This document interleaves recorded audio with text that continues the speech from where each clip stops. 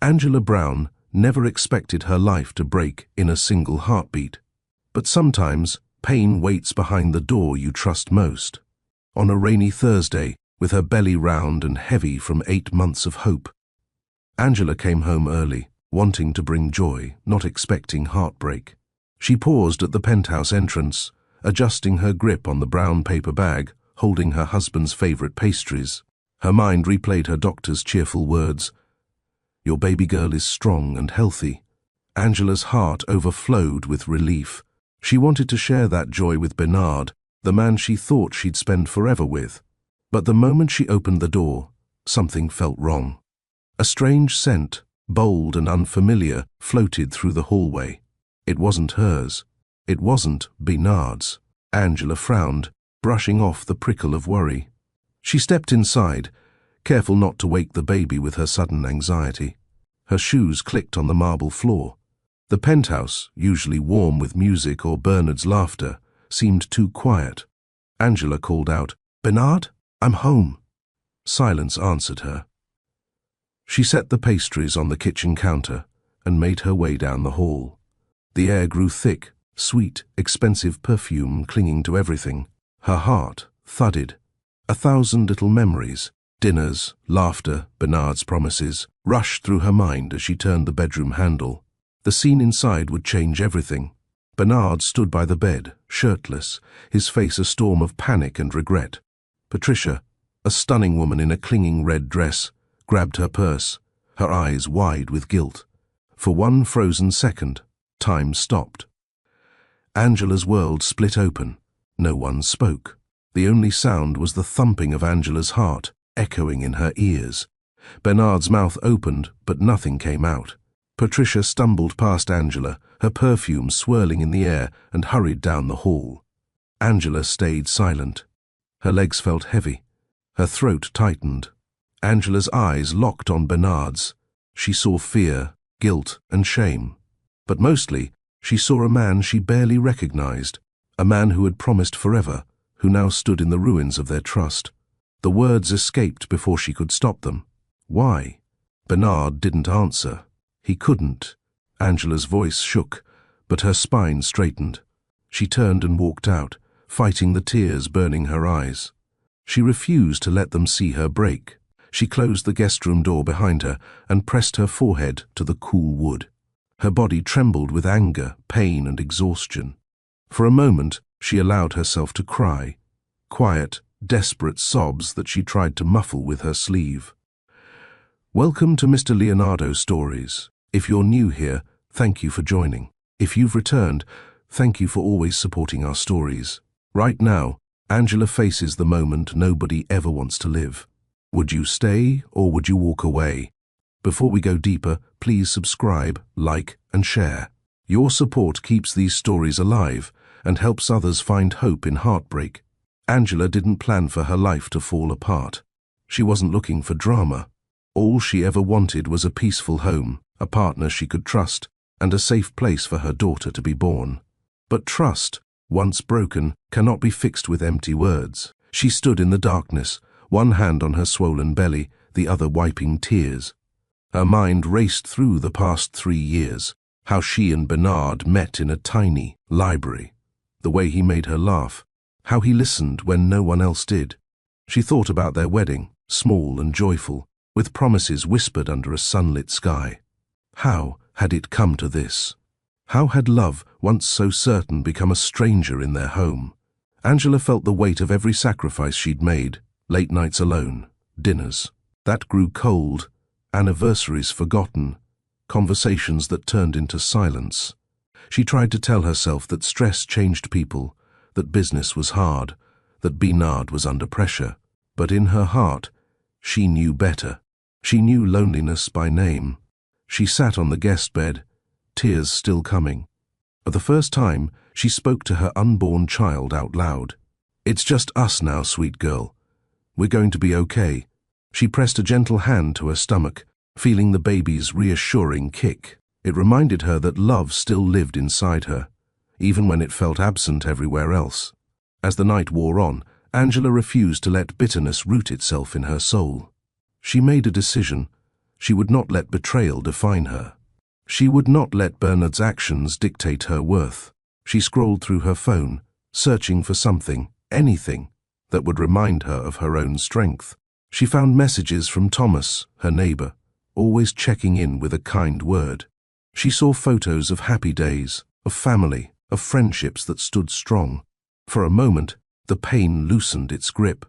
Angela thought of her mother's words, "You can't control anyone else's actions, but you can control your response." She breathed in deeply, wiped her face, and straightened her shoulders. To everyone watching, remember this: life can fall apart in a moment, but it can also be rebuilt, piece by piece. Your heart is stronger than you think. Betrayal hurts, but it does not define you. Tonight, Angela chooses herself. She will cry, she will grieve, but she will not break. She whispers a promise to her baby: "I will give you the love and safety you deserve." As the city lights flicker beyond the window, Angela holds on. She doesn't know what tomorrow brings, but she knows this: we choose our story, and I choose to keep going. Stay with us. This story is only beginning. Subscribe, share, and tell us in the comments: have you ever faced betrayal? What helped you heal? Angela's journey to healing starts now, and so does yours. Angela Brown woke up with hope. The morning sun filtered through the curtains, washing the penthouse in soft light. She smiled as her hand rested on her belly, feeling the small kicks of the daughter she'd prayed for every night. At 8 months pregnant, every day felt like a step closer to a miracle. She glanced at the clock. Just after 8 a.m., Angela's doctor's appointment had gone better than she dared wish. The baby's heartbeat was strong, growth on track, no complications. The doctor even joked, "You're glowing, Angela. This girl's going to bring you joy." Those words replayed in Angela's mind as she left the clinic, a wide smile on her face. She had one thought: she would surprise Bernard with pastries from the bakery he loved. They hadn't shared breakfast in weeks. Stepping into the bakery, she chose almond croissants and lemon scones, remembering how Bernard always pinched crumbs off her plate. She hummed as she paid, her heart light for the first time in days. Outside, clouds gathered. She hurried to her car, the bag clutched tight. Today would be different. Today, she would share good news with the man she loved. Driving through the city, Angela tried to ignore the ache that had settled inside her these past few months. Bernard had changed. Business calls ran late into the night. Dinners grew cold on the table, and anniversaries passed with nothing but a brief kiss. She missed the man who once held her hand in public, proud to show the world his wife. But hope is stubborn. Angela believed things could change. She practiced her announcement in the car, imagining Bernard's face lighting up. Maybe he just needed a reminder of the family they were about to become. The building's doorman greeted her with a nod. "Good morning, Mrs. Brown. You look radiant." Angela blushed. "Thank you, Marcus." Upstairs, the elevator doors slid open. The penthouse always felt too big when Bernard was away, but today she felt a spark of anticipation. She pictured his smile, his deep laugh, the way he used to spin her around the kitchen. She missed those moments. She needed them back. Angela unlocked the door and stepped inside. The silence caught her off guard. No music, no sports on the TV, no Bernard humming off-key in the shower. The air felt heavier than usual. She placed the pastries on the marble counter and shrugged off her coat. "Bernard," she called, voice light. No answer. She checked her phone. No new messages. Walking down the hallway, Angela's senses sharpened. There it was again, a sweet, unfamiliar perfume. She paused outside the bedroom, frowning. Bernard never wore cologne, and Angela's own scent was softer, powdery, never bold. A memory flickered. Weeks ago, she'd noticed a lipstick stain on his shirt, a color she didn't own. She'd convinced herself it was a mistake. Today, she wasn't so sure. She pushed open the door, careful not to jostle her belly. At first, she saw only shapes: Bernard's broad shoulders, a woman's slender figure. Clothes scattered on the floor, the bedsheets twisted. Angela's mind refused to believe what her eyes saw. She felt rooted to the spot, her heart pounding in her chest. Bernard turned, shock and guilt twisting his features. The woman, Patricia, scrambled for her purse, red dress flashing as she bolted past Angela. 1,000 emotions crashed inside Angela: confusion, pain, anger, disbelief. For a moment, Angela said nothing. She just stared. The room blurred, as if she were underwater. Bernard stepped forward, arm outstretched, but Angela recoiled. Tears prickled at her eyes, but she fought them back. She wouldn't fall apart in front of him. "Angela, wait." Bernard's voice sounded desperate. She cut him off, her voice low but steady. "Why?" Bernard's lips moved, searching for excuses, but nothing came. The silence was loud. Angela shook her head, each second stretching into forever. She turned, walked out, and closed the guest room door behind her. Her chest heaved as she let the tears come, hot, silent sobs. She slid to the floor, pressing her back to the cool wood. The pain was sharp, but underneath it all was something stronger: resolve.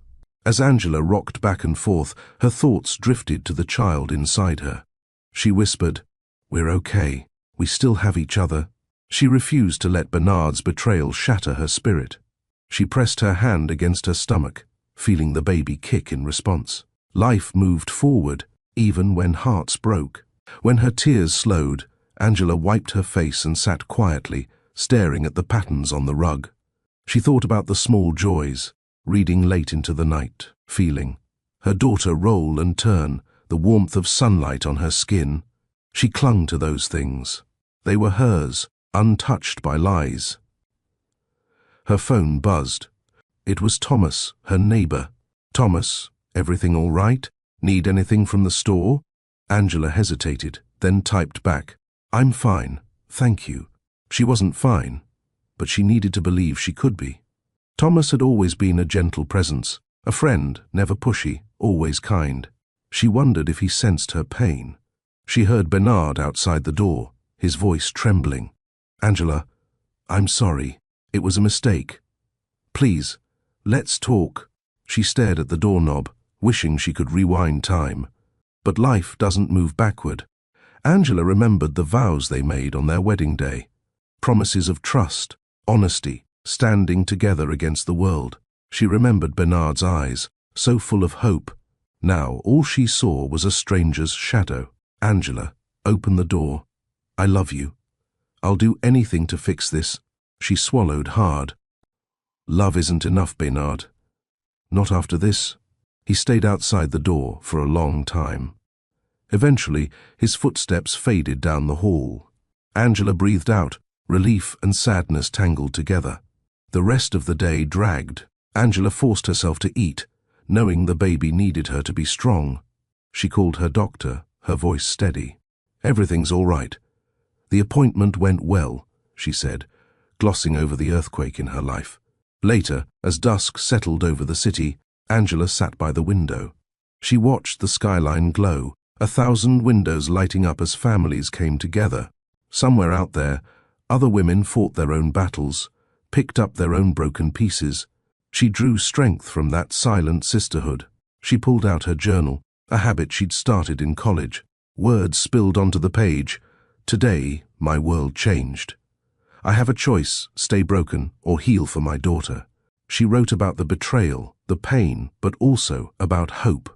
She wrote a promise to herself and to her baby. "I will not let this destroy me. We will build a new life, one rooted in truth." Angela remembered her mother's voice, calm and wise. "Never let anyone else tell you what you're worth." She repeated it like a prayer. The tears returned, but this time they felt like release. As night settled in, Angela's resolve grew. She wasn't alone. She had her daughter, her friends, her own inner strength. Maybe her marriage was shattered, but she was not. To everyone watching, remember, sometimes the life you dreamed of ends in a moment. But your story is far from over. Like Angela, you can find new strength in the ashes.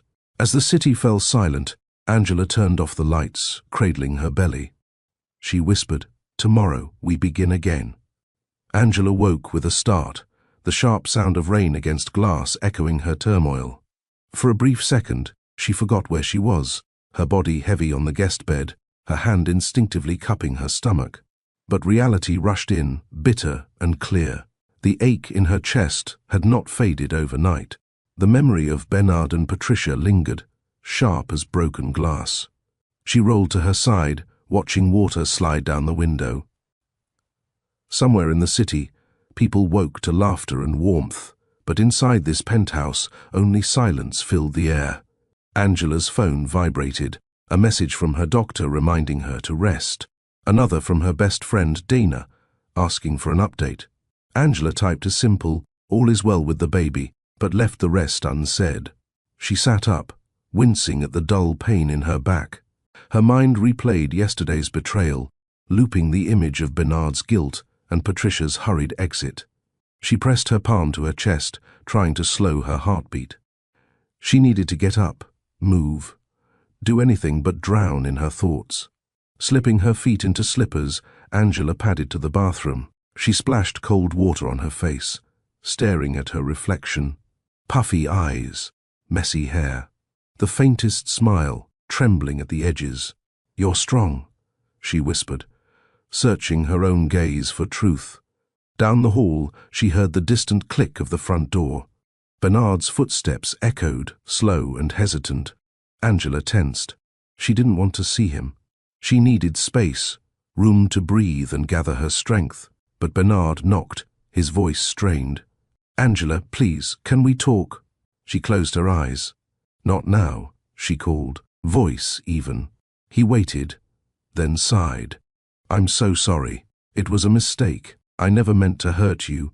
Angela clenched her fists. "You did hurt me, Bernard. That's what matters." There was a pause, the weight of regret filling the silence. "Can I at least bring you something to eat, or do you want to rest?" Angela wanted to shout, to demand answers. But exhaustion won. "I'll manage. Please give me space."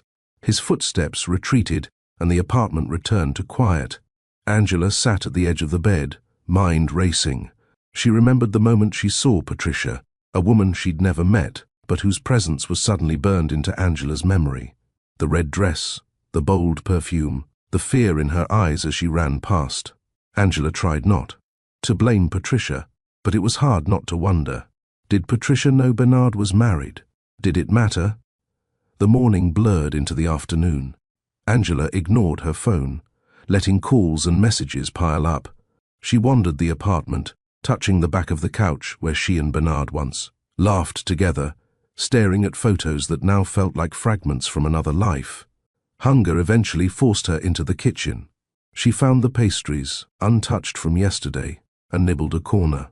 Each bite tasted like dust. She sipped water and forced herself to eat for her baby's sake. The penthouse felt like a museum of her broken marriage.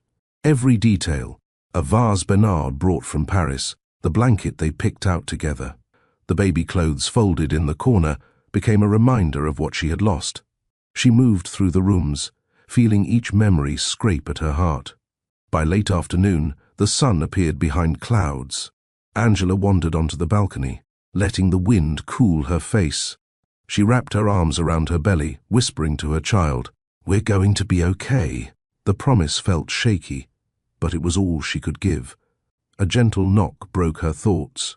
This time, it was Thomas. She opened the door a crack. "Hey." He stood there, holding a bag of groceries and a bouquet of lilies. "Didn't see you at your usual walk this morning. Thought you could use some company. And food."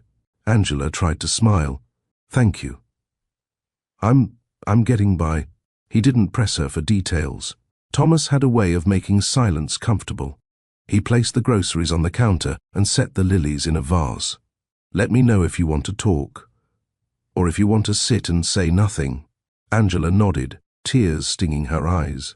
She realized how rare it was to feel safe with someone. Thomas talked about his garden, the stubborn cat that kept stealing his socks, and the best way to cook salmon. He never mentioned Bernard, never asked questions Angela didn't want to answer. After Thomas left, Angela felt lighter.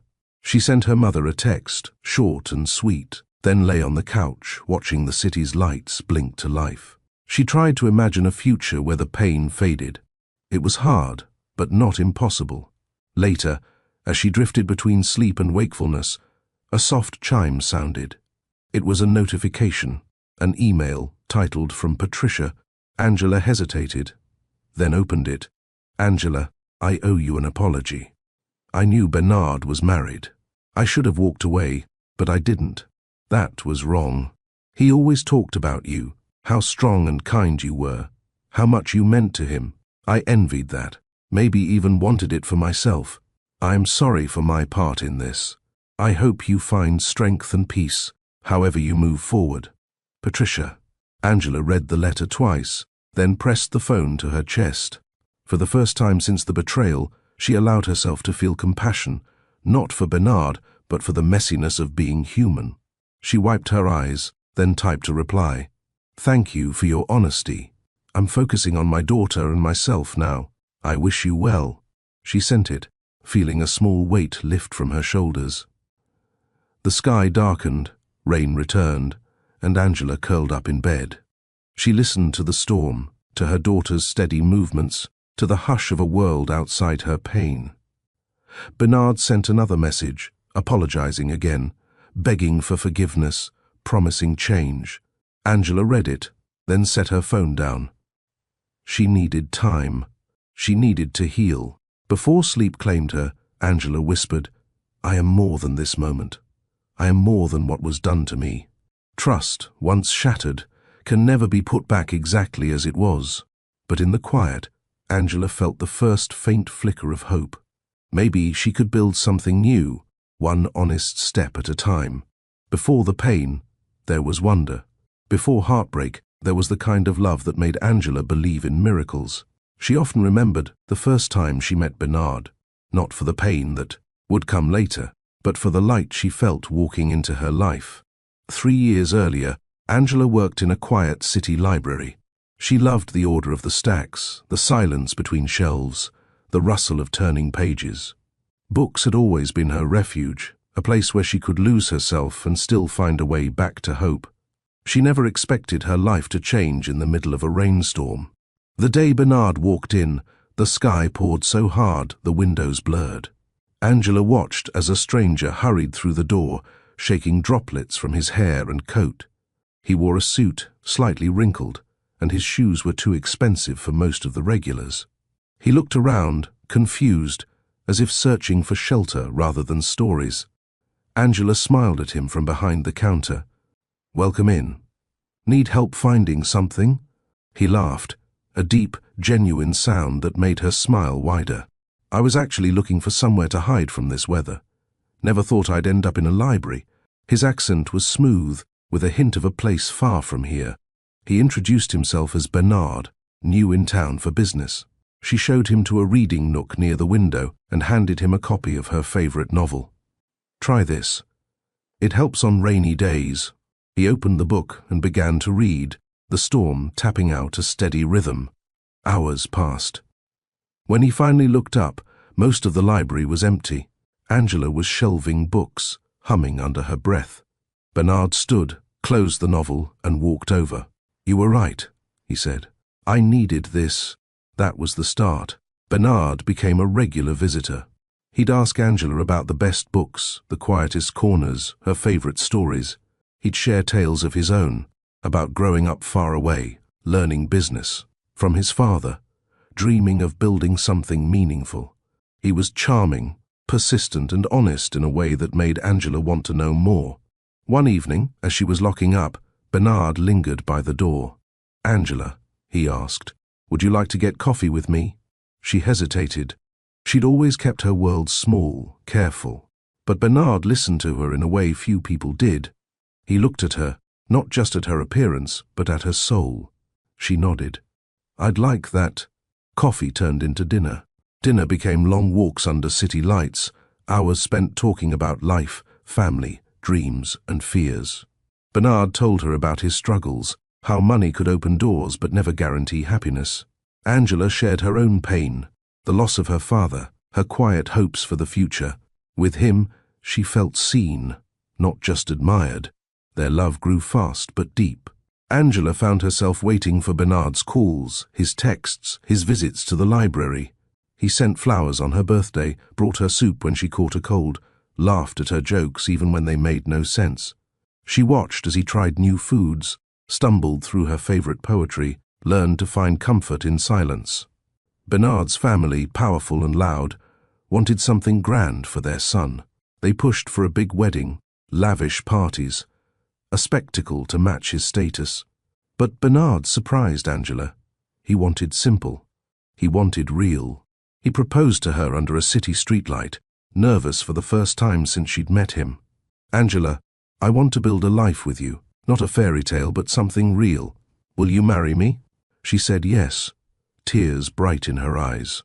They planned a small ceremony in her mother's garden, just close family and friends. Angela wore a dress borrowed from her sister. Bernard wore the same suit he'd worn that rainy day in the library. When they exchanged vows, Angela felt like every promise was carved into her bones. Their wedding was quiet, but filled with laughter. Bernard's mother tried to hide her disappointment behind a smile, but Angela didn't care. She cared only for the way Bernard squeezed her hand as they walked down the aisle. The way he whispered, "I choose you, always," when no one else was listening. The early months of marriage were magic.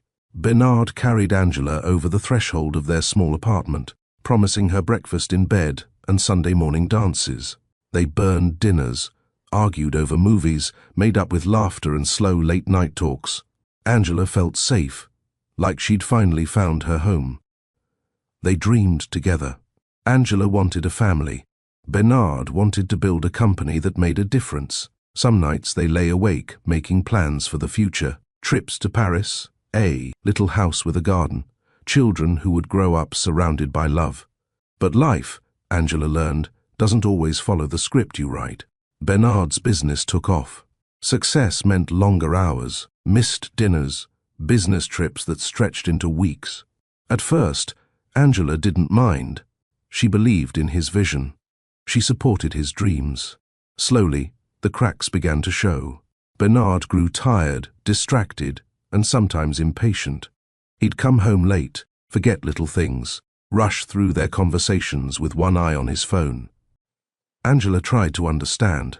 She told herself this was a phase, that love would pull them through. But in those quiet moments, when she read alone at night or walked home from the market, she felt the weight of his absence.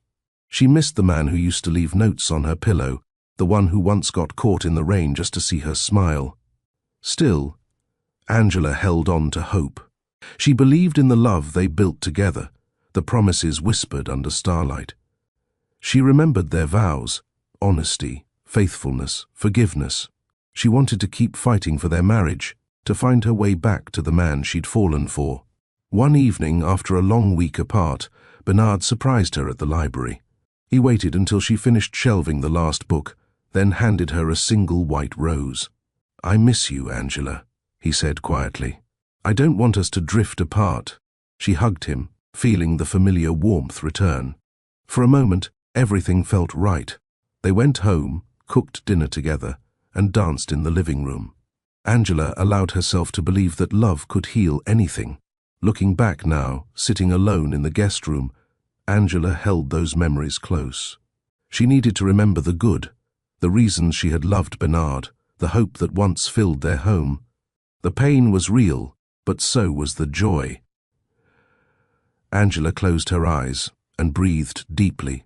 She whispered to her unborn daughter, "You were made from love, even if things have changed." She stroked her belly, grateful for the life growing inside her, the piece of herself and Bernard that would always be hers. She let her mind drift to the gentle beginnings, the laughter, the way Bernard once made her feel beautiful and cherished. For all the heartbreak, Angela wouldn't erase those years. They shaped her, made her stronger, gave her the courage to face this new chapter. As night settled over the city, Angela found peace in her memories. Tomorrow would bring new challenges, but tonight she honored the story of how she once fell in love. Angela always believed that real love could survive anything, distance, time, even hardship. But after the first year of marriage, she began to realize that love is tested most by small moments slipping away. At first, she and Bernard tried to hold on to the magic. He left handwritten notes for her to find in the morning. She made his favorite meals, always lighting a candle in hopes he'd come home before it burned out. They shared inside jokes and laughed at old memories, doing everything they could to fight the slow drift. But Bernard's world kept growing bigger. The company he'd started with friends exploded with success. The phone rang day and night. Angela tried to be proud. She knew what this meant to him. But when business dinners outnumbered dinners at home, she started to feel invisible. She saw him less and less, and when he was home, he was often distracted or exhausted. Some nights, Bernard would come in late, tiptoe through the bedroom, and collapse on the far side of the bed without a word. Angela would lie awake, staring at the ceiling, wishing for the sound of his voice or the warmth of his hand. When she tried to talk about how she felt, he promised, "It's only for a season, Angie. When the next deal is closed, things will slow down." But the deals never stopped. The season stretched on until it felt like their whole marriage. Angela began to seek comfort in routine. She woke early, made herself breakfast, and visited the library on quiet mornings. She'd sit by the window, reading stories to her unborn daughter, letting the words fill the silence left behind at home. Sometimes she'd walk in the park with Thomas, her neighbor. He never pried, never judged. They talked about books, the weather, the odd things people said in elevators. Thomas reminded Angela what it felt like to laugh, to be seen, even when life was hard. The more Bernard worked, the lonelier Angela became. She stopped planning date nights. She stopped calling him in the middle of the day just to hear his voice. It hurt to care so much when her effort was met with tired apologies or promises to make it up to you. Sometimes she wondered if this was what all marriages became, two people growing in different directions, too busy to notice, until one day the distance is too great to cross. Angela watched as her body changed, growing round and heavy with their daughter. She wanted Bernard to be present, to feel the kicks, to talk to the baby, to celebrate every milestone. But when she reached for his hand, he was busy answering emails. When she tried to share her fears about motherhood, he'd say, "You'll be great," then look back at his phone. Holidays became especially hard. Angela hosted Thanksgiving dinner for both their families, but Bernard spent most of the day on the balcony, phone pressed to his ear, voice sharp with stress. At Christmas, he gave her expensive jewelry, but forgot the simple card she loved. Angela smiled, thanked him, and tried not to show her disappointment. When the doctor first told her the pregnancy was healthy, she celebrated alone in the parking lot, holding her stomach and whispering, "We're okay, little one." She called Bernard to share the news, but he was in a meeting and barely listened. Later, he texted her, "Congrats, babe. Proud of you." It felt hollow. Angela missed the Bernard who once stayed up all night listening to her dreams, who made her feel like she was the most important person in the world. She tried to remind herself that people change, that stress makes people act in ways they don't mean. But late at night, when the penthouse felt like a cave, the loneliness pressed down on her. She started keeping a journal again. On the first page she wrote, "Love should not feel lonely." Each night, she poured out her fears and hopes. She wrote letters to her daughter, describing her dreams for their life. Together, adventures, bedtime stories, laughter that filled every room. Angela clung to the belief that happiness was still possible, even if it looked different than before. Her friends noticed her sadness. Dana invited her for walks. Thomas stopped by with flowers or groceries, never asking questions but always offering quiet company. Angela appreciated their kindness, but felt guilty for needing it. She wanted Bernard to be her comfort, her partner, her safe place. One evening, Angela found Bernard sitting alone in the dark, staring at a spreadsheet on his laptop. She sat beside him and reached for his hand. "Can we talk?" she asked softly. He looked at her, tired eyes barely meeting hers. "Now's not a good time, Angie. Can it wait?" She nodded, retreating to their room, but the ache inside her grew sharper. She wondered how many times she'd be put on hold, how many more nights she'd spend alone in their bed. She tried to be patient, to give him grace. But she knew that grace shouldn't mean forgetting her own needs. Some days, Angela felt like giving up. She watched other couples in the park, hand in hand, laughing together. She wondered if they faced the same struggles or if she was the only one feeling left behind. But every time she looked at her swelling belly, she remembered why she kept fighting. She wanted her daughter to grow up believing in love, in partnership, in kindness. She wanted her home to feel safe and full of laughter, even if she had to create that warmth on her own. Angela told herself, "You are enough. You will be okay." One Saturday, Bernard came home early for the first time in months. He brought flowers and takeout, trying to recreate the dates they used to love. For a few hours, Angela let herself believe things could get better. They watched a movie, talked about baby names, and even laughed about old memories. Angela felt hope flicker inside her chest. But as soon as his phone buzzed with a new business alert, Bernard was gone. His attention pulled away, his warmth fading. Angela tried to hide her disappointment, but the old loneliness crept back in. That night, as she wrote in her journal, Angela asked herself hard questions. Was she asking too much? Was she being selfish for wanting more? She reminded herself that love shouldn't feel like a burden, that happiness was not too much to hope for. The cracks in their marriage were now too big to ignore. Angela made a decision. If she wanted a different life, she would have to create it herself. She would focus on her daughter, on her own healing, on building a home filled with peace and honesty. Before drifting off to sleep, Angela read over her journal entry. Sometimes the person you love the most can hurt you the deepest, but that doesn't mean you give up on yourself. To everyone listening, has distance or silence ever tested your relationship? Share your experience below. You never know who might need your story today. Angela turned off the light, hope and hurt warring inside her.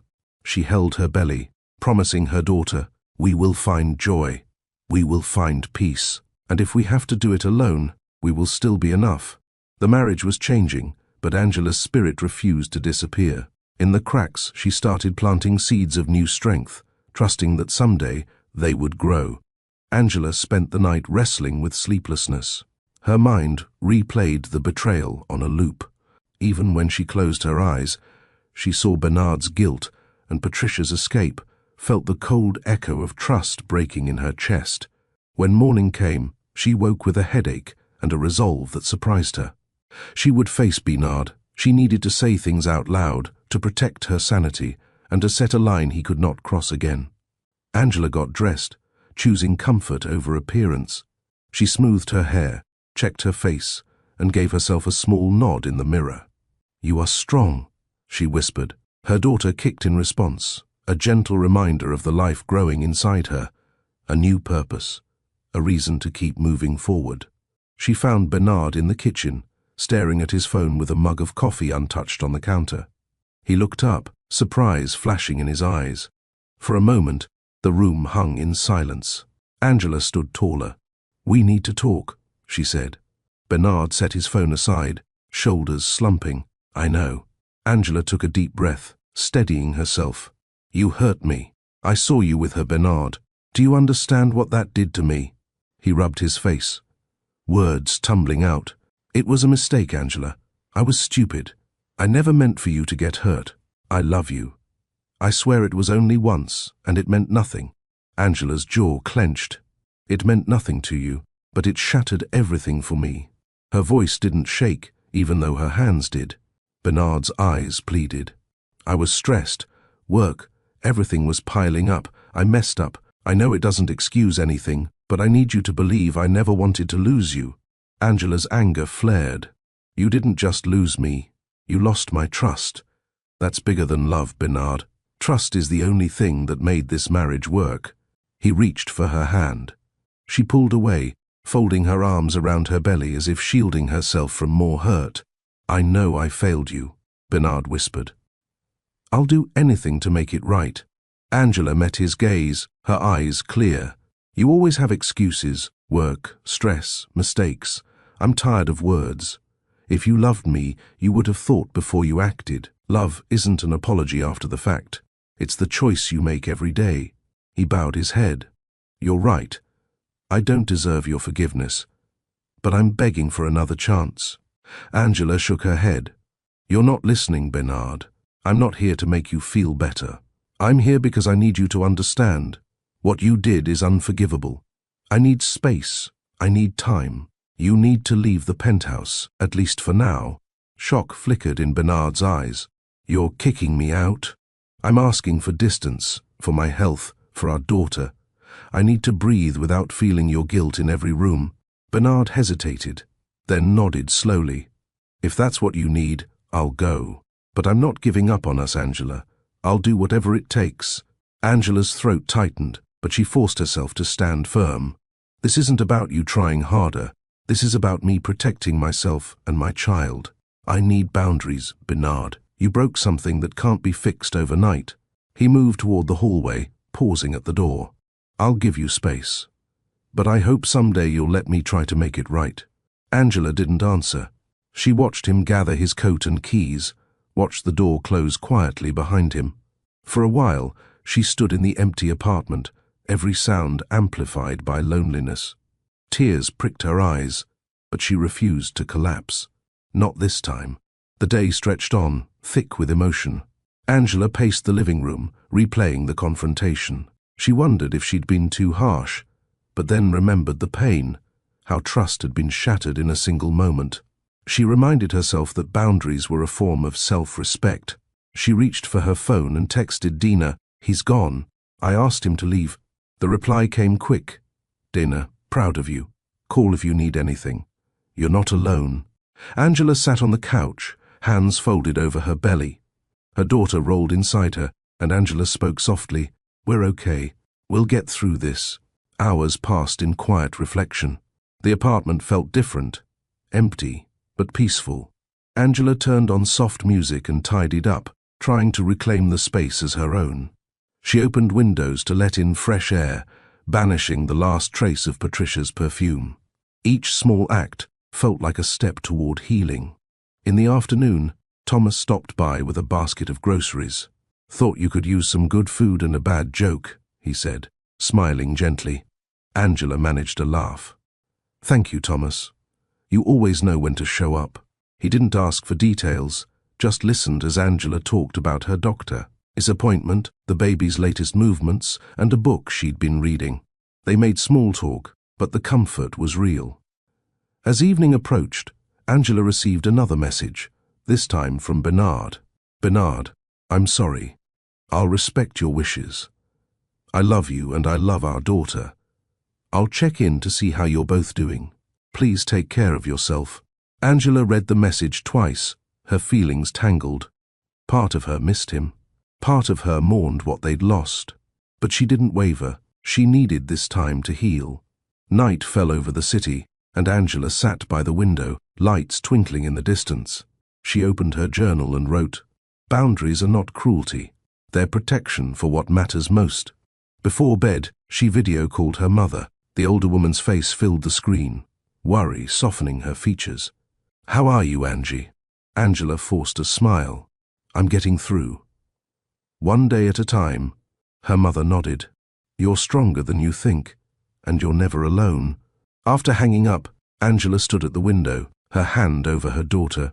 "We're writing our own story," she whispered. One choice at a time. She crawled into bed, exhaustion claiming her at last. As she drifted off, Angela dreamed of bright mornings, of laughter returning, of a home where trust could someday grow again. The morning after Bernard left, Angela woke to a strange quiet. The penthouse felt bigger, emptier. She stayed in bed for a long time, her hand resting on her belly, listening to her baby's steady movements. The ache was still there, sharp and fresh, but in the stillness, Angela also sensed something new. She could breathe. The air was lighter. For the first time in weeks, she was alone, but not lost. She decided to start the day with something different. Angela took a long shower, letting the water wash away the weight of sadness. She dressed in her most comfortable clothes, tied her hair back, and made a simple breakfast. She set 2 plates, one for herself and a tiny cup for her unborn daughter. It was a small act, but it made her smile. She opened the windows and let the city sounds drift in. As she ate, Angela made a list of things she could control. She would keep her doctor's appointments, walk in the park, call her mother more often, and read to her baby every night. She would focus on the little things, the ordinary routines that made her feel safe. Later, Angela called her therapist and booked an appointment. She'd been avoiding therapy, hoping things would get better on their own, but now she wanted help. She needed someone to talk to, a guide for the tangled emotions and shattered trust. The thought of telling her story out loud made her nervous, but she reminded herself that healing needed honesty. Angela spent the afternoon cleaning the penthouse, reclaiming each room as her own. She boxed up some of Bernard's things and put them by the door. She changed the bedsheets, aired out the closets, and donated clothes she no longer wore. Each task gave her a sense of purpose, a reminder that she was still in control of her space and her future. After lunch, Thomas stopped by. He brought a new book for Angela and a bag of groceries. "You look better today," he said, his smile warm. Angela laughed softly. "I feel lighter. It's strange, but I think I needed this time alone." Thomas nodded. "Alone doesn't mean abandoned. You're doing the hard thing, choosing yourself and your baby first." They talked for a while about everyday things, the weather, a funny news story, the stubborn cat in Thomas's garden. For a moment, Angela forgot her pain. She was grateful for his company, his friendship, and his willingness to listen without judgment. As the day faded, Angela received an unexpected letter in the mail. It was from Patricia. She hesitated, then sat down to read. "Angela, I'm sorry for what happened. I know it's not enough, but you deserve honesty. I should have walked away the moment I realized Bernard was married. I envied what you had, the way he talked about you, the love in his eyes. I was selfish. I wish you strength and peace, and I hope you find healing, no matter what you decide." Patricia. Angela stared at the letter for a long time. She felt anger, sadness, and a strange relief. Patricia's words couldn't erase the betrayal, but they gave Angela permission to stop blaming herself. She realized she was not responsible for Bernard's choices, or for anyone else's actions. Inspired, Angela logged on to a women's support forum online. She wrote a post titled, "Learning to Stand After Betrayal." She shared her story, her fears, and her hope for the future. She expected nothing, but soon messages flooded in, stories from other women, encouragement, words of solidarity. Angela read every comment, her heart swelling with gratitude. She was not alone. That night, Angela lay in bed, the city lights dancing on the ceiling. She spoke to her daughter. "We're stronger than we think. We have each other. That's enough." The baby's gentle kicks made Angela smile. The next morning, Angela attended her first therapy session. She spoke about Bernard, about Patricia, about the loneliness and the anger. Her therapist listened and helped her untangle the guilt and grief. Angela cried, then laughed through her tears. "It feels good to say it out loud," she admitted. Therapy became a weekly ritual, a safe place to explore her feelings and make sense of the chaos. Angela learned to set boundaries, to speak her needs, to recognize her value apart from her marriage. She also started going for walks every afternoon. In the park, she watched children play, couples holding hands, joggers lost in music. Each step cleared her mind. Each breath made her feel more alive. Angela grew stronger in her routines. She cooked healthy meals, read inspiring books, and listened to music that lifted her spirit. She let herself rest when she needed to, refusing to feel guilty for slowing down. Dina visited often, bringing homemade soup and stories from her own life. "You're doing great," she'd say, hugging Angela tightly. "Don't let anyone rush your healing." One evening, as Angela scrolled through her messages, she saw one from a woman in her online support group. "Your story gave me courage to leave a toxic relationship. Thank you for sharing." Angela wiped tears from her eyes, realizing her pain had helped someone else find freedom. She promised herself to keep sharing, to keep reaching out. Bernard continued to send messages, apologies, declarations of love, promises to change. Angela read them, but rarely replied. She needed distance.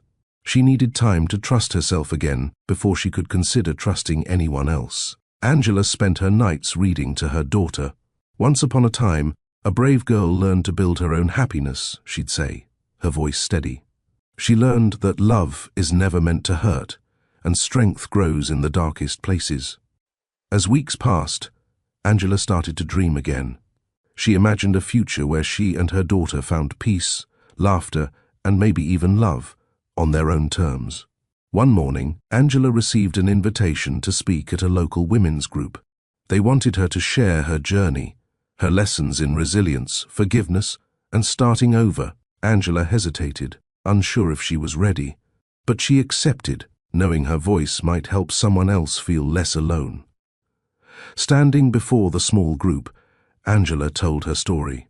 She spoke about betrayal, but also about hope, healing, and the power of choosing yourself. Her words brought tears and applause, but most of all, they brought her a sense of pride. Afterward, a woman approached Angela and whispered, "Thank you. You made me believe I can start again." That night, Angela sat by the window, her journal open. She wrote, "Strength isn't the absence of pain. It's the courage to keep moving forward." She closed her eyes, feeling the baby move, and whispered, "We're going to be okay, no matter what comes next." Angela's life settled into new rhythms. Without Bernard's presence, the penthouse became a place of quiet growth. Every morning she opened the curtains to let in sunlight and started her day with soft music, warm tea, and gentle stretches. She cared for herself as she would care for her baby, mindful, patient, and loving. Her circle of support grew stronger. Dana visited twice a week, always with something comforting in hand: a homemade casserole, a bouquet of wildflowers, or a stack of books. Angela leaned on her friend in ways she'd never done before, allowing herself to be vulnerable. Sometimes they sat in silence. Other times they laughed until their sides hurt. Dina reminded Angela that true friendship shows up in hard times. Thomas, her neighbor, was steady as ever. He'd knock on her door in the evenings, checking if she needed anything. Sometimes he brought board games.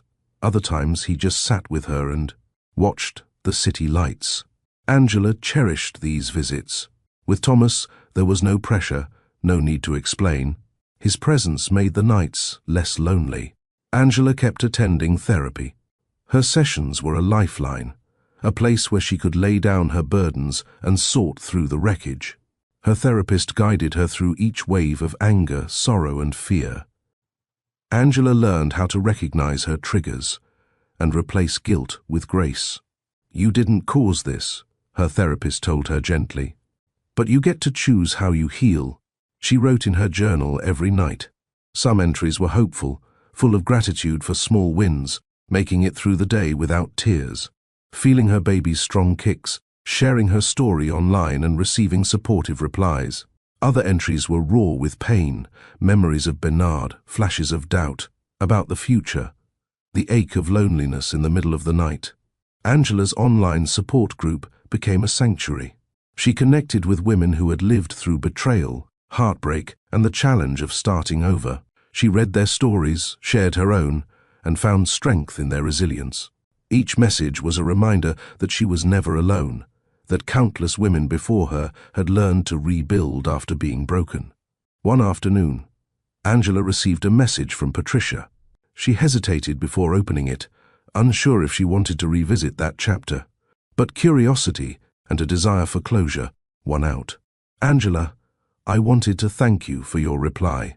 I'm working on my own healing now. I wish you and your daughter all the best. Please know that your grace helped me face my mistakes with honesty. I hope one day you both find peace. Patricia." Angela put the phone down, her emotions mixed. She didn't forgive Patricia, but she no longer carried bitterness. Sometimes, letting go was the most powerful gift you could give yourself. Bernard, meanwhile, tried repeatedly to reconnect. He sent messages asking about the baby, updates about his efforts in therapy, and confessions of regret. Angela responded only when it was about their child. She stayed polite but firm, her boundaries strong. She no longer needed Bernard to fix her pain. With time, Angela developed new routines. She took long walks in the park, letting her mind wander as she watched children play and trees shift in the wind. She cooked nourishing meals, learned simple meditation, and filled the nursery with tiny clothes and gentle colors. Her doctor appointments became moments of hope rather than fear. Angela celebrated every milestone, sharing ultrasound pictures with her mother and Dina. When she felt the baby hiccup, she laughed out loud, tears of joy slipping down her cheeks. Dina threw Angela a small baby shower, inviting only a few close friends. The room was filled with laughter, supportive hugs, and promises to help in the weeks ahead. Angela opened gifts and listened to her friends' stories of motherhood. She felt stronger, surrounded by people who loved her, people who saw her as more than a betrayed wife. One evening, Thomas invited Angela to his garden. Under the string lights, surrounded by blooming jasmine, they talked about their dreams. Thomas shared his own story, a failed relationship, lessons learned about forgiveness and self-worth. Angela felt grateful for his openness. She realized that healing wasn't just about moving on from Bernard, but about opening her heart to new connections, even if only as friends. Angela continued to write for her support group. She posted updates on her journey, sharing both setbacks and triumphs. She noticed her voice growing braver, her advice more certain. When women messaged her privately, she offered encouragement and practical tips. The community she'd found online became a source of pride and purpose. Angela's nights grew quieter. The ache in her chest softened into something more manageable. She still missed what she and Bernard once had, but she no longer wished for the past to return. She knew her future would be different, and that was okay. One rainy night, as Angela curled up with a cup of tea, she read a message from a stranger. "Your story gave me hope. I thought I was alone, but now I see there's a way forward. Thank you for your honesty." Angela closed her eyes, letting those words sink in. She thought of her daughter growing inside her, of the world she wanted to create for her child, a world built on truth, kindness, and courage. Bernard continued to ask for a second chance, but Angela stood her ground. She knew her boundaries were not meant to punish, but to protect her own healing. When Bernard asked to attend one of her doctor's appointments, Angela agreed, but only as co-parents, not partners. At the appointment, they sat side by side in silence.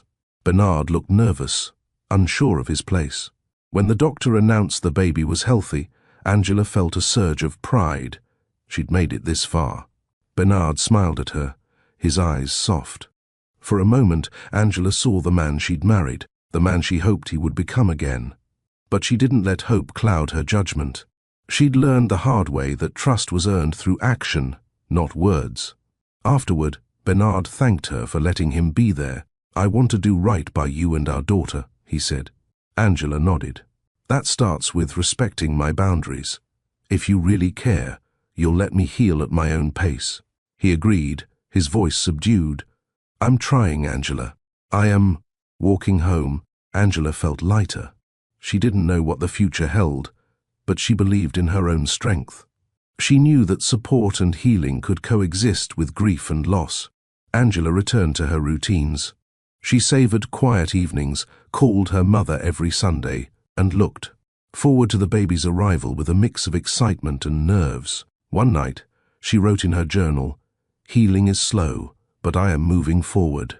Each day, I choose to honor my pain, my progress, and the promise of a new beginning." Angela fell asleep that night with hope blooming quietly in her heart. Angela stood by the window, her hands wrapped around a mug of herbal tea, watching soft rain trace silver lines down the glass. The world beyond her penthouse felt peaceful, but her mind remained a storm. Each day, she carried the weight of her own pain, healing but not yet whole. She knew that forgiveness would be the hardest lesson. It had been weeks since Bernard moved out. The first few days, Angela measured time in hours, then in days, then in how many nights she could sleep without waking up in tears. She filled her life with new habits, therapy, walks in the park, laughter with Dina, quiet support from Thomas. Her online group became a lifeline, and the responses to her posts often made her cry with gratitude. Yet, the ache inside her was stubborn. Angela often wondered how long healing should take. Was there a day when you simply woke up and stopped hurting?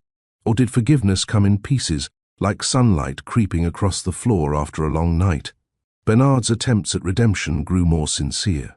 He attended counseling, not just for appearances, but because he realized how lost he'd become. He wrote long letters to Angela, letters that never begged for forgiveness but simply told the truth. He admitted to his mistakes, owned his selfishness, and shared his fears.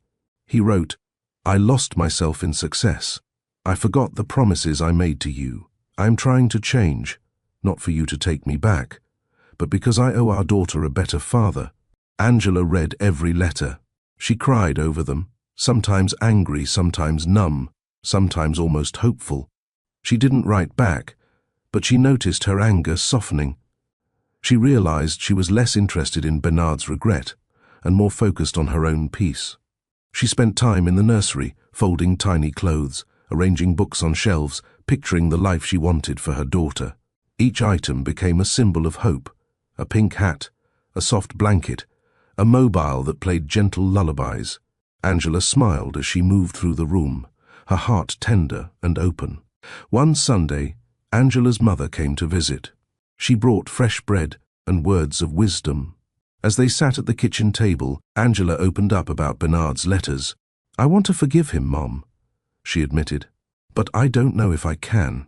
I don't even know if I should." Her mother squeezed her hand. "Forgiveness isn't about letting someone back into your life. It's about letting yourself move forward. You don't owe him a second chance, but you do owe yourself peace." Angela nodded, letting her mother's words settle. She realized forgiveness was not a finish line. It was a decision she'd have to make, quietly, every day. That afternoon, Angela went for a walk in the park. The sky was clear, the air fresh. She watched a father push his daughter on a swing, their laughter ringing across the playground. The sight was bittersweet, a reminder of what she'd hoped for and what was still possible, even if it didn't look the way she imagined. When she got home, Angela sat at her desk and began to write. "Dear Bernard, thank you for your honesty. I am healing in my own time. I appreciate your efforts to change. I want you to be a good father. For now, please respect my space as I continue to find my way." She didn't send the letter, but writing it felt like lifting a stone from her chest. Later that week, Bernard called, asking if he could attend a parenting class with Angela. She hesitated, unsure if she was ready to be in the same room, but finally agreed. They met at the community center, a neutral place, away from old memories. The class was filled with new parents, laughter, and awkward questions. Bernard listened intently, taking notes, asking questions about feeding schedules and sleep patterns. Angela saw genuine effort in him. For the first time in months, they spoke without bitterness. They shared small smiles, exchanged stories about childhood, and even laughed at the instructor's corny jokes. After class, Bernard walked Angela to her car. He hesitated, then said, "Thank you for letting me be part of this. I want to do better. For her and for you." Angela met his gaze. "Doing better means showing up, not just saying sorry. If you keep working on yourself, you'll be the father she needs." He nodded, not pushing for more. For the first time, Angela believed that Bernard might truly change. Angela continued to invest in her healing. She practiced yoga, joined a book club, learned to cook new recipes, and took time for long baths and quiet nights. She stayed close to Dina and Thomas, whose loyalty never wavered. Her therapist encouraged her to celebrate small victories. "Forgiveness is a journey," she reminded Angela. "Some days it will feel easy, other days impossible. Let yourself feel both." One evening, as Angela prepared for bed, she checked her messages and saw a comment from a viewer on her support group post. "Would you forgive or move on? I'm struggling to decide. Thank you for sharing your journey." Angela replied honestly, "Only you can know when your heart is ready. Forgiveness is for your freedom, not for theirs. Moving on is not failure, it's survival. Take your time."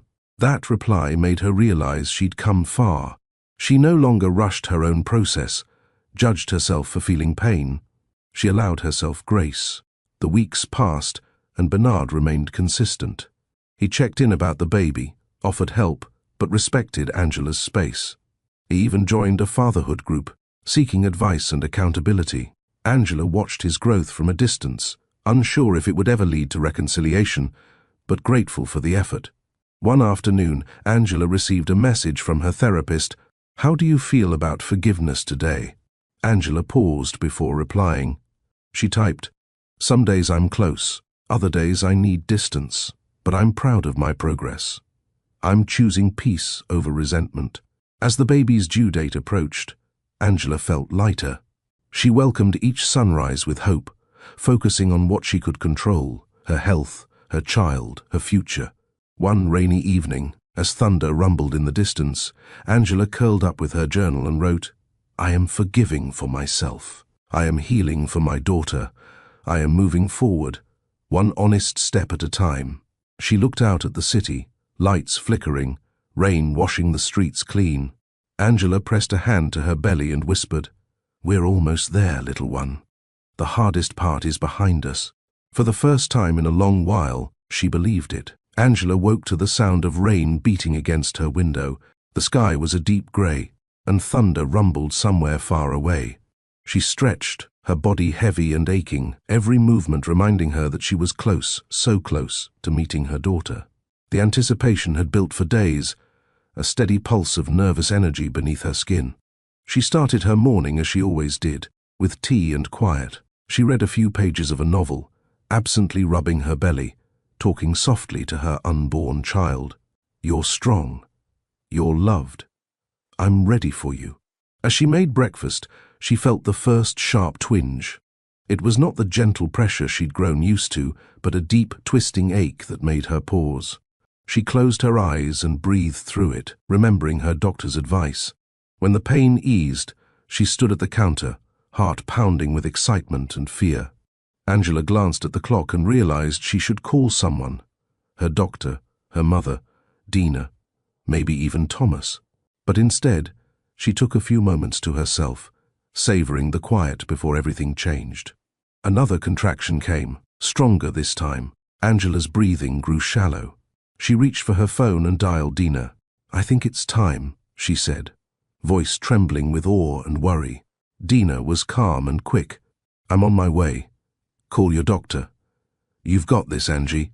Angela called her doctor next, then tried to reach Bernard. She hesitated. He had hurt her, but he was still the baby's father. After 2 rings, he picked up. "Angela? Is everything all right?" She swallowed her pride. "The baby's coming. I'm going to the hospital soon." A long silence, then Bernard's voice, choked with emotion. "I'll be there." Within minutes, Dana arrived. She hugged Angela tightly, grabbed her bag, and helped her to the elevator. Thomas texted, offering to drive. Angela, breathing through another wave of pain, nodded gratefully. She felt surrounded by friends, by support, by strength. The ride to the hospital blurred by in flashes. Angela gripped Dina's hand, focused on her breathing, eyes squeezed shut through the sharpest contractions. Thomas drove carefully but fast, his words soft and reassuring. "You're almost there.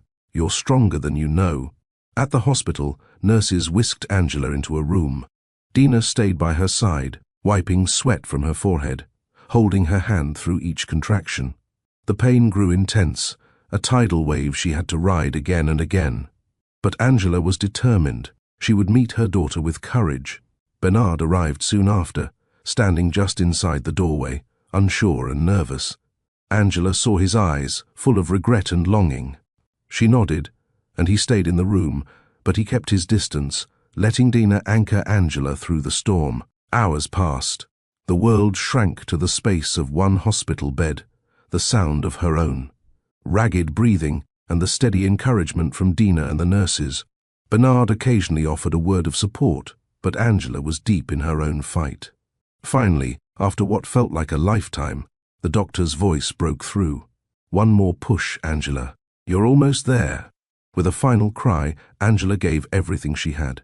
Suddenly the pain broke, a rush of relief, a flood of emotion, and then the sweetest sound she'd ever heard, a baby's first cry. Angela's heart soared.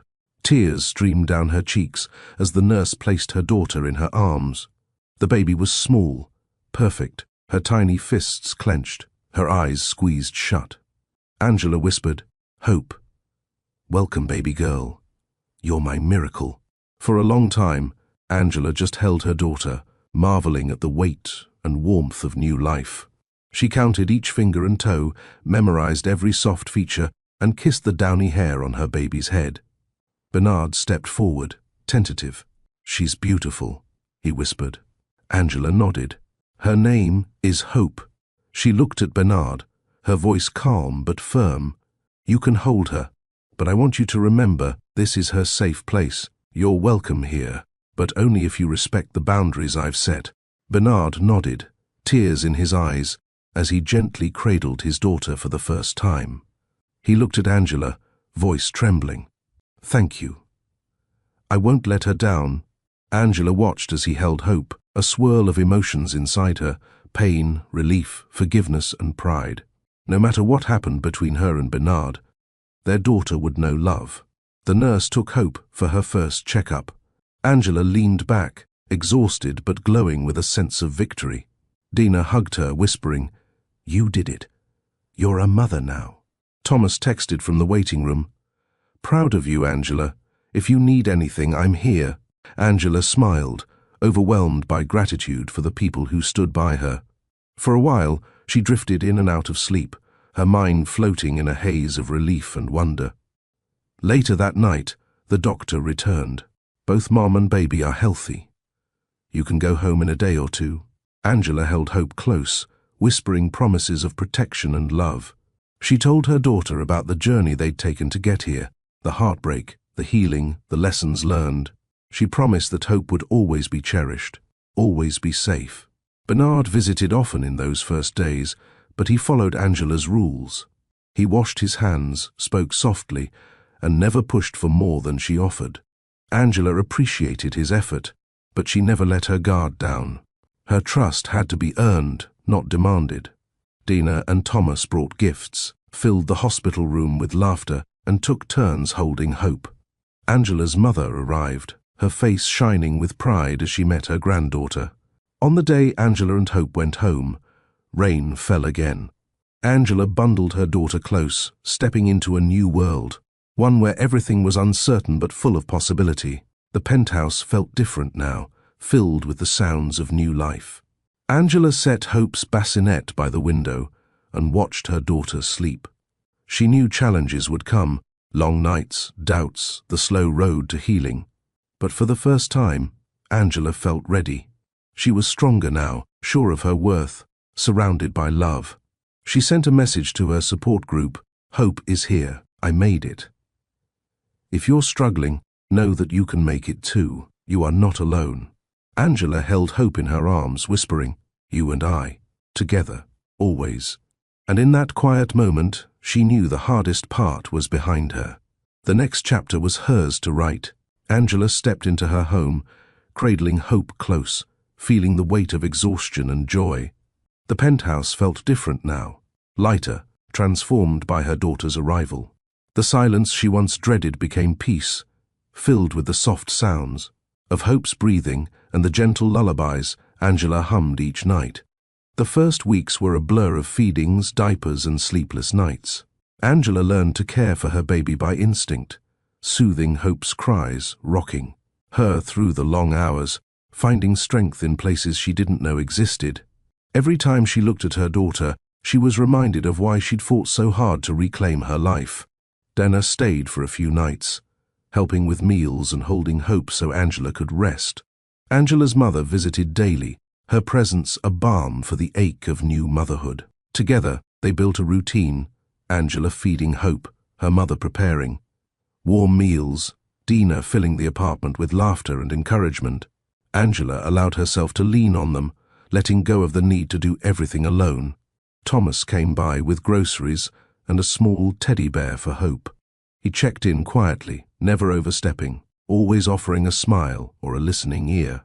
Angela found comfort in their friendship. Sometimes, as Hope slept in her arms, Angela talked to Thomas about her fears, wondering if she'd ever trust Bernard again, worrying about the future. Thomas listened, never judging, always reminding her, "You're doing better than you think." Bernard visited a few times each week. He followed Angela's boundaries, asking before entering, washing his hands, never raising his voice. He helped where he could, rocking Hope, changing a diaper, tidying up the kitchen. But he never stayed long. Angela saw a change in him. He was softer, quieter, more present. Still, she held firm. Her trust was something he'd have to rebuild, day by day. Angela found purpose in small routines. Each morning, she'd open the curtains and let sunlight stream in. She'd sing to Hope, telling her stories of resilience and courage. She started reading again, her voice gentle as she shared fairy tales and lessons from her own life.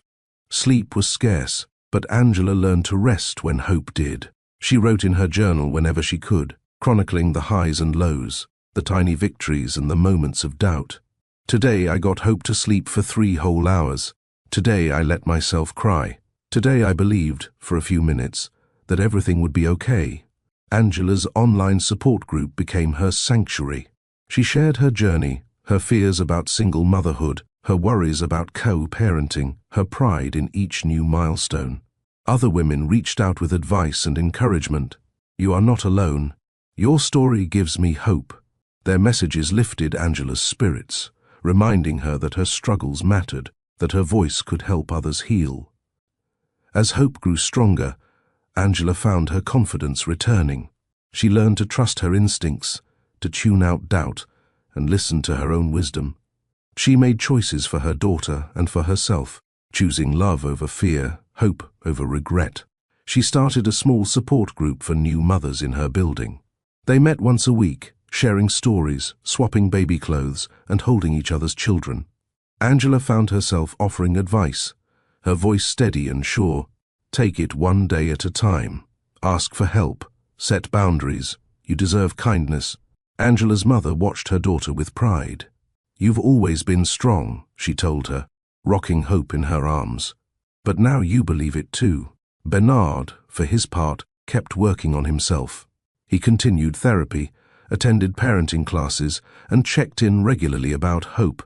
Angela noticed his efforts, but refused to let her guard down completely. She told herself, "Let his actions speak. Forgiveness is a journey." One day, Bernard asked if he could join Angela and Hope at the park. Angela agreed, and together they watched their daughter gaze up at the trees, reaching tiny fingers for the sunlight. They talked about Hope's future, her education, her dreams, the kind of world they wanted to give her. Angela made it clear, "We are her parents, but I am her home. If you want to be part of her life, it will be on my terms. Respect and honesty, or nothing at all." Bernard nodded. "I hear you. I want to earn back your trust, even if it takes years." Angela didn't offer promises. She simply smiled, feeling her own power settle inside her. The months passed, each one bringing new growth. Hope learned to smile, then laugh, her giggles filling the apartment. Angela learned to rest in the present, to celebrate the ordinary joys. First, smiles, tiny socks, the quiet peace of watching her daughter sleep. Angela also learned to celebrate herself. She bought a new dress, took herself out for coffee, let her friends spoil her on her birthday. She started writing again, not just for herself, but for women everywhere who needed to hear, "You are enough. You are worthy of love, even after heartbreak." She watched as her support group flourished. More women joined, more stories were shared, and more hope was found. Angela realized that helping others helped her heal too. Bernard continued to show up, always asking, never assuming. Angela saw him hold Hope with tenderness, read to her, and make her laugh. She still guarded her heart, but she welcomed the possibility of peace, for herself, for Hope, for Bernard. Angela found strength in her boundaries. She knew she could build a happy life for her daughter, no matter what happened with Bernard. She focused on being present, on savoring each moment, on teaching Hope that happiness begins inside. On a sunny afternoon, Angela stood on the balcony, holding Hope as the city stretched before them. She whispered, "This is our new beginning. We will write our own story.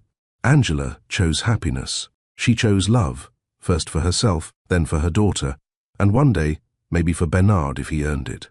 She learned that real healing wasn't forgetting the past, but using it to build something stronger. As night fell, Angela rocked Hope to sleep, her voice gentle and sure. "You are loved. You are safe. You are the reason I found my strength." Angela knew there would be challenges ahead, but she no longer feared them. She was ready for whatever came next. She closed her journal with one last note. "Tomorrow is ours, Hope. Thank you for saving me." Spring drifted into summer, and with each passing week, Angela found her balance. She juggled motherhood, healing, and her own dreams. Every day, a new test of strength. The apartment no longer felt like a museum of broken promises. Instead, it became a sanctuary filled with the gentle chaos of raising a newborn.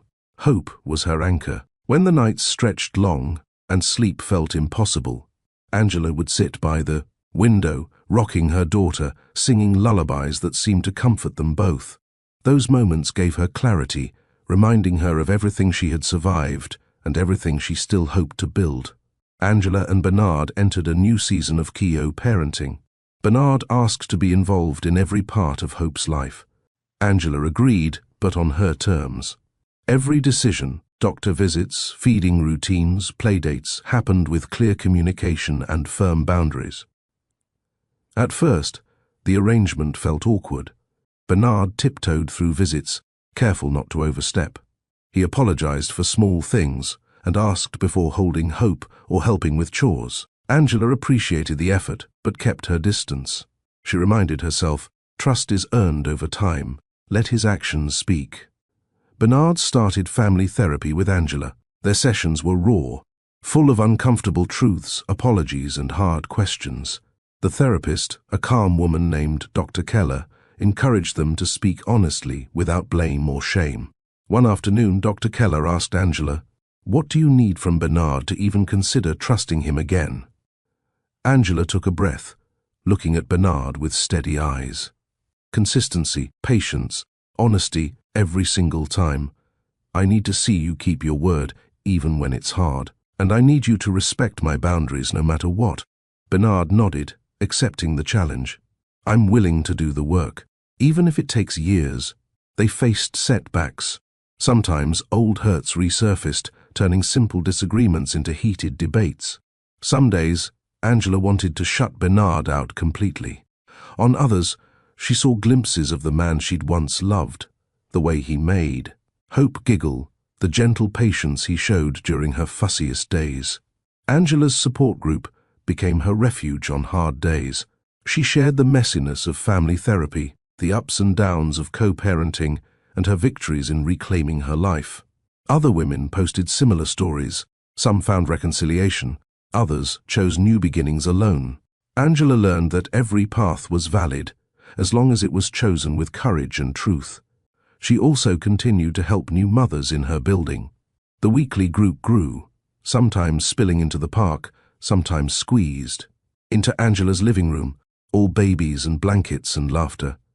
Angela offered advice, comfort, and a listening ear. She realized that healing multiplied when shared. Bernard's growth became more visible.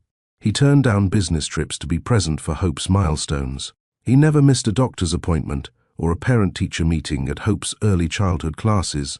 When Hope took her first steps, Bernard was there, cheering her on, catching her when she wobbled, sharing the moment with Angela, even as tears pricked his eyes. Angela respected his effort, but never let down her guard fully. She understood now that forgiveness didn't mean pretending nothing had happened. It meant choosing to see real change and refusing to accept anything less. One night, after a particularly tough therapy session, Angela sat on her balcony, staring out at the glowing city. Bernard joined her, bringing a blanket and 2 mugs of tea. He sat quietly for a while, then spoke. "I know I can't erase the past. I can only show you who I am now. But no matter what happens between us, I want to be a good father. That's my promise." Angela nodded. "I believe you want that, and I want Hope to have both her parents. But we both have to put her first, even on days when it's hard." Bernard sighed, looking up at the stars. Do you think we'll ever get back what we lost? Angela thought about it. I don't know. Maybe we build something new, not what we had before, something honest. Bernard smiled sadly. I'd like that.